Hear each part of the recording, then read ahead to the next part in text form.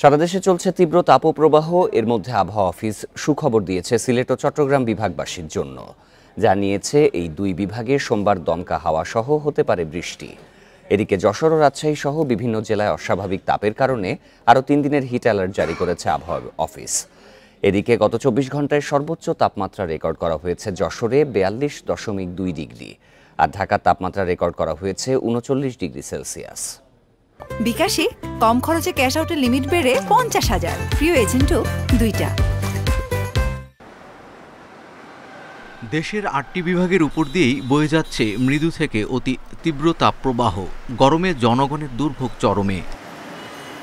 যশোর ও রাজশাহী জেলার উপর দিয়ে অতি তীব্র এবং টাঙ্গাইল, পাবনা, সিরাজগঞ্জ সহ পুরো খুলনা বিভাগের উপর দিয়ে বয়ে যাচ্ছে তীব্র তাপপ্রবাহ।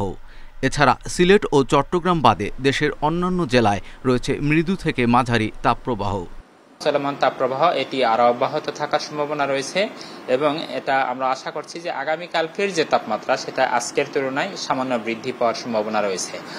আগামী 24 ঘন্টার পূর্বাভাসে বলা হয়েছে সিলেট ও চট্টগ্রাম বিভাগের 2-1 জায়গায় দমকা হাওয়া সহ বৃষ্টি হতে পারে।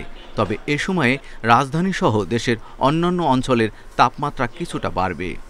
আগামী 24 ঘন্টার আবহাওয়ার পূর্বাভাসে বলা হয়েছে সিলেট এবং চট্টগ্রাম বিভাগের 2-1 জায়গায় অস্থায়ীভাবে দমকা অথবা ঝোড়ো হাওয়া সহ বৃষ্টি অথবা বজ্র সহ বৃষ্টি হতে পারে। আশা করছি যে মে মাসের 2 তারিখ থেকে এই বৃষ্টিপাতের এলাকা বৃদ্ধি পেতে পারে, অর্থাৎ ময়মনসিংহ, সিলেট, চট্টগ্রাম, বরিশাল বিভাগের সাথে ঢাকা বিভাগের বেশ কিছু এলাকাতেও বৃষ্টিপাতের সম্ভাবনা রয়েছে।